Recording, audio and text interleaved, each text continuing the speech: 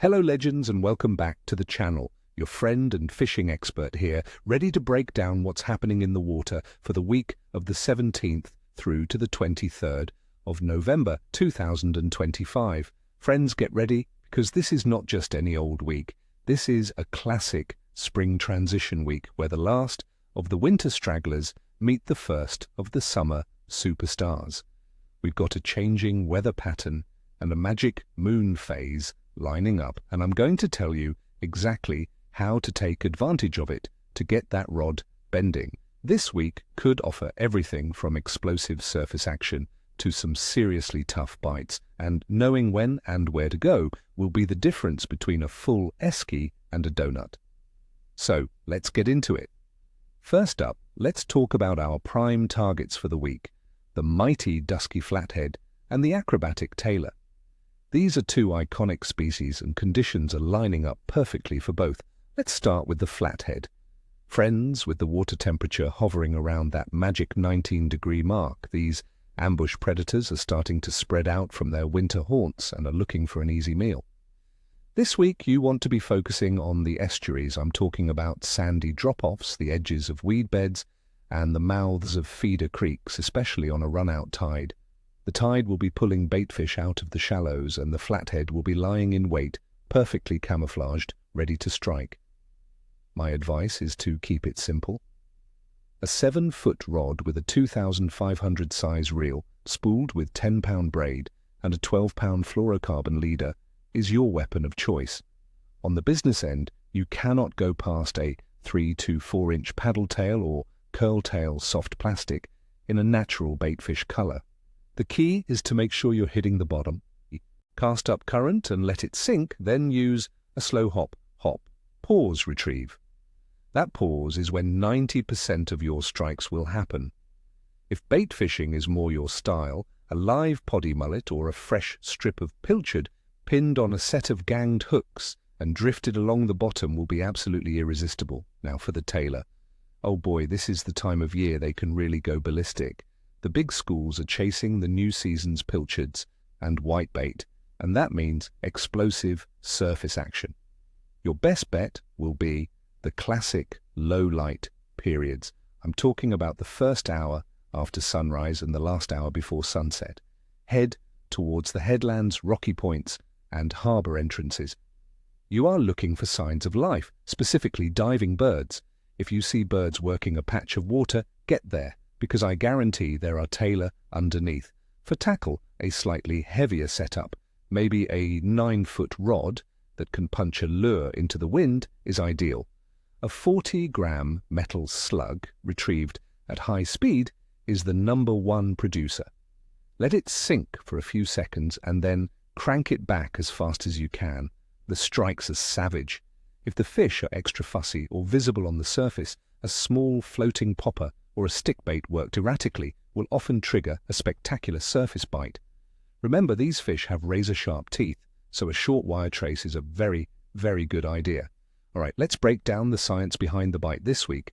This is the why, and it's what will make you a better angler. First, the weather. The week kicks off with some showers and cooler temperatures, likely driven by a low-pressure system. Historically, a falling barometer puts fish on the chew, big time. They feel that pressure change, and it signals them to feed up before the change settles in. As we move towards the weekend, the forecast suggests clearing skies, which usually means a high-pressure system is building. This can make the bite tougher, especially in the middle of the day. The fish become more cautious, so the start of the week is for aggressive tactics, while the end of the week will be about finesse. Next, water temperature. As I mentioned, we're sitting at about 19 degrees Celsius in the sea. This is a critical number. It's warm enough to have the metabolism of summer species firing up, making them feed more aggressively, but it's still comfortable for some of the lingering winter fish. It's the perfect storm for a fantastic mixed bag. Now for my favorite part, the moon phase. Pay close attention, friends. We are heading into a new moon on Thursday, the 20th of November. The days leading up to the new moon, the 17th, 18th, and 19th, are what we call a waning crescent. The days after are a waxing crescent. The period around the new moon is legendary in fishing circles. Why? Because the nights are the darkest. This gives predatory fish a massive advantage. They feel safer from overhead predators like birds and are more confident to come out and hunt. Baitfish become more nervous and easier to ambush. It's a prime time for hunting, which means it's a prime time for fishing, especially if you're out after dark or in those low-light periods. Finally, the general fish activity for this time of year in Australia is all about transition. The first of the summer kingfish will be showing up offshore. Bull sharks will be starting to move into the upper estuaries, and species like bream and salmon are still actively feeding. It's a time of plenty, and you've got a lot of options. So let's put it all together in our day-by-day forecast. On Monday, the 17th of November, I'm calling an excellent bite. We have a couple of days of a waning moon, a forecast of showers, and likely falling air pressure. This is a textbook recipe for active fish. Get out there if you can, the fish will be feeding. Tuesday, the 18th of November, will be another good day. The conditions are very similar to Monday with more rain expected. The bite should still be very strong. Focus on those prime tide changes for the best results. Wednesday, the 19th of November, the day before the new moon. I'm rating this as good. The weather might start to clear up, but the influence of the approaching new moon is powerful. The low light bites at dawn and dusk should be absolutely electric. Thursday, the 20th of November. This is it. New moon day. My forecast is excellent, with some showers also predicted. This is the day to be on the water. Fish should be feeding with confidence. If you have to pick one day this week, make it this one. Friday, the 21st of November, the day after the new moon, should still be good, but perhaps easing back to average as the day goes on. The moon's influence is still strong, but a high-pressure system might begin to build, making the fish a little more tentative during the bright parts of the day. Saturday, the 22nd of November, I'm calling a tricky bite. We're expecting clear skies, and the pressure will likely be high and stable. The fishing will be tougher. You'll need to downsize your leaders, use smaller lures, and really focus your efforts on the tide changes and the very start and end of the day. Patience will be key.